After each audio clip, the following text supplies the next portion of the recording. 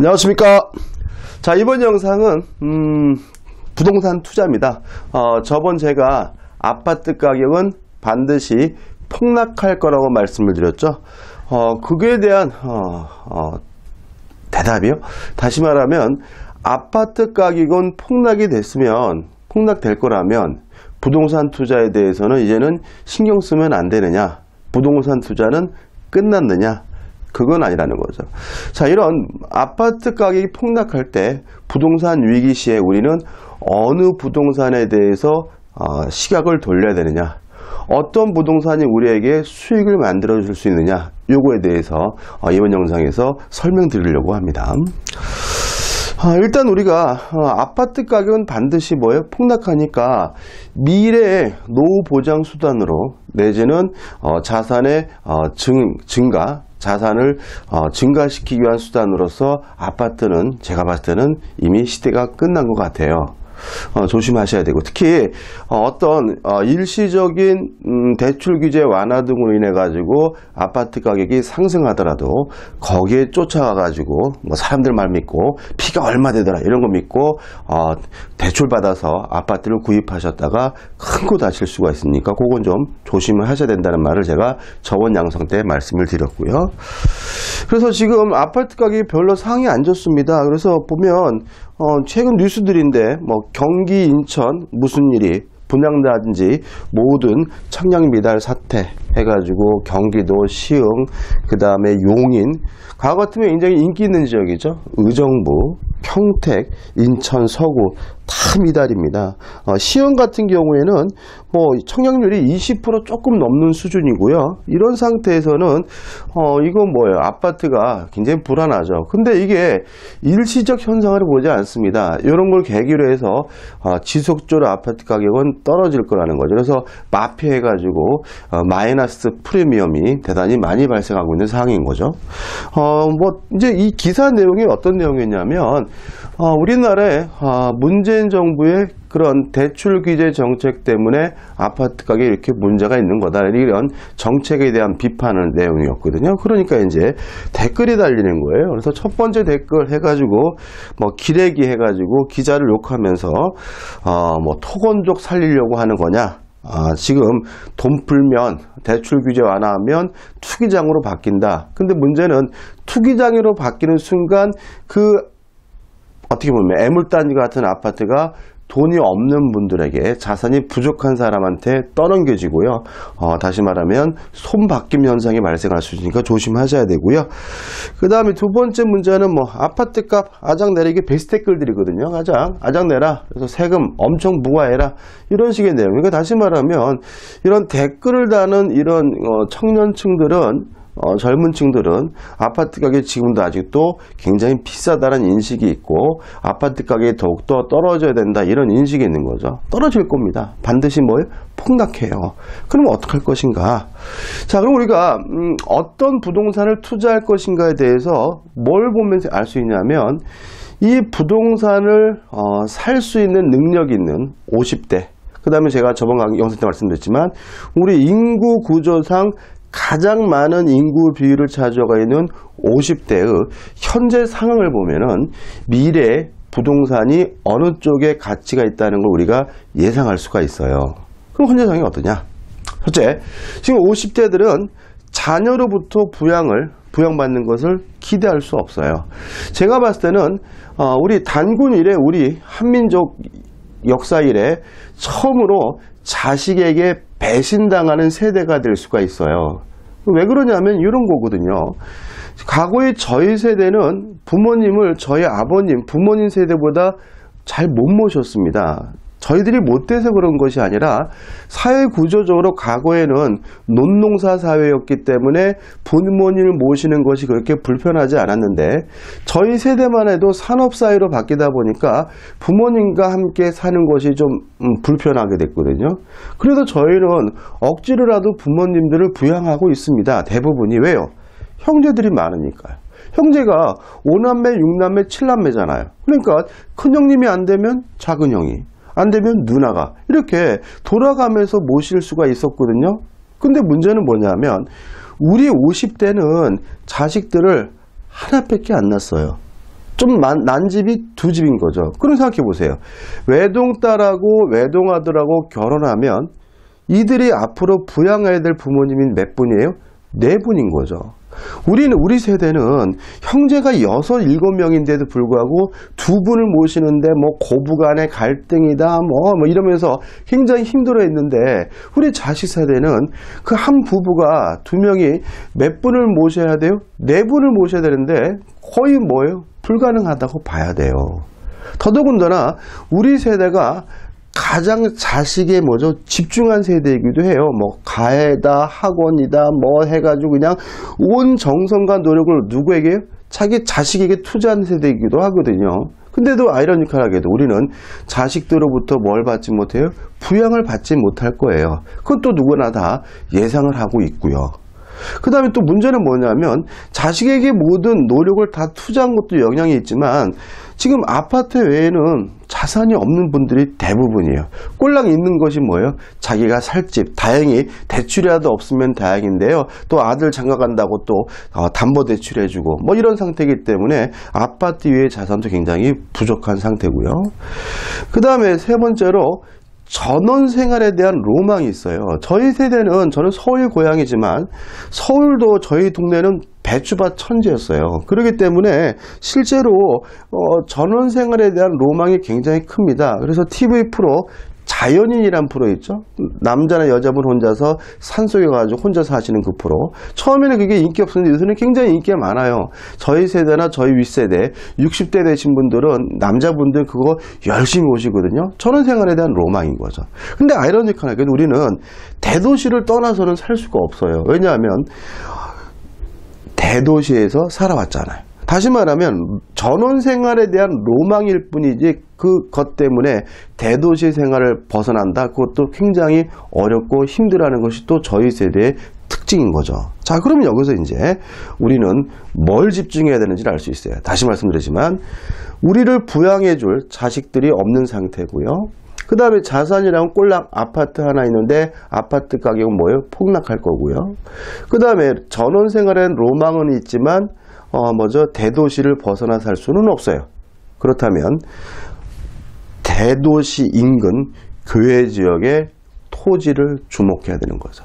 대도시 인근의 교외 지역의 토지에 대한 수요가 급증할 겁니다. 지금 말씀드린 이유 때문에. 근데 여기서 대도시는요, 그냥 큰 도시를 말하는 게 아니라 서울, 대전, 대구, 부산, 광주, 이런 5대 광역시 정도 되는 대도시 인근의 교외지역의 땅이 수요가 급증할 것으로 봅니다. 다시 말하면 전원생활의 로망 때문에 교외지역으로 가되 대도시를 벗어날 수 없으니까 대도시 인근에 있는 교외지역을 신경 쓸 거고요, 이분들이. 그러면 이분들의 신경 쓰게 되면 그만큼 수요가 늘어나게 되고요. 늘어나면 그 지역의 토지 가격이 상승할 가능성이 저희는 거의 100%라고 봅니다. 자, 근데 주의할 점이 있어요. 첫째, 이미 고평가된 지역의 토지는 사지 마셔야 돼요. 그러니까 항상 문제가 뭐냐면 주식 투자도 비슷해요. 이런 겁니다. 전문가랑 나와서 맨날 뭐라 그래요? 우량한 주식을 장기적인 안목으로 투자해라, 주식. 근데 흔히 개미라 불리시는 분들은 그거 모르나요? 그거 모르는 게 아니야. 그래도 뭐예요? 맨 듣도 보도 못한 주식들 잔뜩 가지고 있거든요. 왜 그러는 거예요? 우량한 주식은 이미 고평가되어 있기 때문에 많은 수익을 주지 않아요. 그러니까는 개미들이 어떻습니까? 일반 투자가들이 저평가되어 있는 이상한 기업들을 찾는 거거든요. 마찬가지예요. 근데 문제는 뭐냐면 이 고평가대 지역의 이 토지들은 올라가더라도 상승폭이 제한적이고요. 다만 그 지역의 그 호재로 대두됐던 그 어떤 개발 예정이나 이런 것들이 만약에 해소가 되거나 취소가 되면 땅값이 떨어질 위험이 있거든요. 다시 말하면 리스크, 위험은 큰데 수익은 굉장히 작아요. 그 다음에 두 번째로 같은 행정구역 안에더라도 대도시로부터 먼 곳은 피해야 돼요.